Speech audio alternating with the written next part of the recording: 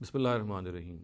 نبوت کے تصور کے حوالے سے جس غلط فہمی کو آج ہم زیر بحث لائیں گے اس کا تعلق نبی صلی اللہ علیہ وسلم کے بچپن کے ایک واقعے سے ہے، جس کی مدد لے کے اور جس کا سہارا لے کے عام طور سے نبی صلی اللہ علیہ وسلم کی برتری اور ان کی سپیریورٹی کو ثابت کیا جاتا ہے۔ یہ بیان کیا جاتا ہے کہ حضرت حلیمہ سعدیہ جو نبی صلی اللہ علیہ وسلم کی رضائی ماں ہیں، ان کی جو فاسٹر مدر ہیں، وہ بہت زیادہ پروٹیکٹ کرتی تھی نبی صلی اللہ علیہ وسلم کو جب وہ چھوٹے تھے، اور ان کو وہ دھوپ میں نکلنے نہیں دیتی تھیں۔ ایک دن کا واقعہ یہ بیان کیا جاتا ہے کہ نبی صلی اللہ علیہ وسلم کی جو رضائی بہن ہیں وہ ان کو کہا جاتا ہے کہ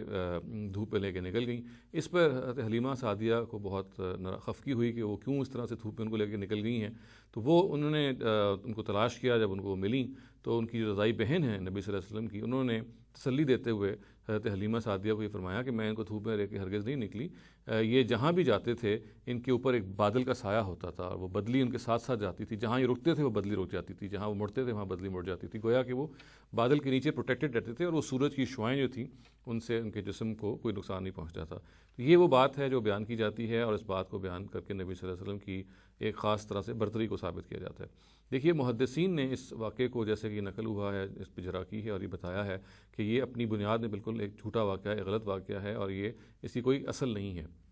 اس کے بارے میں ہمیں معلوم ہے کہ یہ دو واسطوں سے نقل ہوا ہے، حدیثی کتابوں میں طبقات ابن سعد میں یہ موجود ہے۔ ایک واسطے میں واقدی ہیں جن کے بارے میں معلوم ہے کہ وہ جھوٹے ہیں اور لپاٹی ہیں، محدثین نے ان کی بنیاد پہ اگر وہ تنہا کوئی بات بیان کریں کسی خاص پہلو سے تو اس کو وہ ایکسیپٹ نہیں کی جاتی۔ اور اسی طرح سے ایک اور طریقہ ایسا ہے، ایک اور ذریعہ جس میں یہ روایت بیان ہوئی ہے، اس میں واقدی کے بعد معاذ بن محمد بن ابی ابن کعب ایک راوی ہیں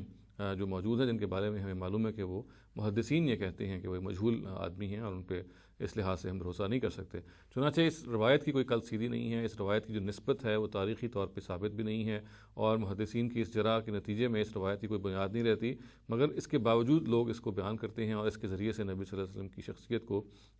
ایک لحاظ سے ان کا خیال ہے کہ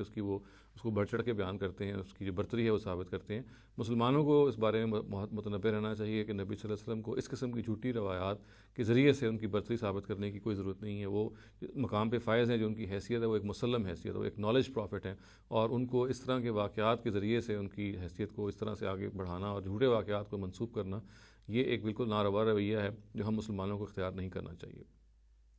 اقول قولی ھذا واستغفر اللہ لی ولکم ولسائر المسلمین والمسلمات۔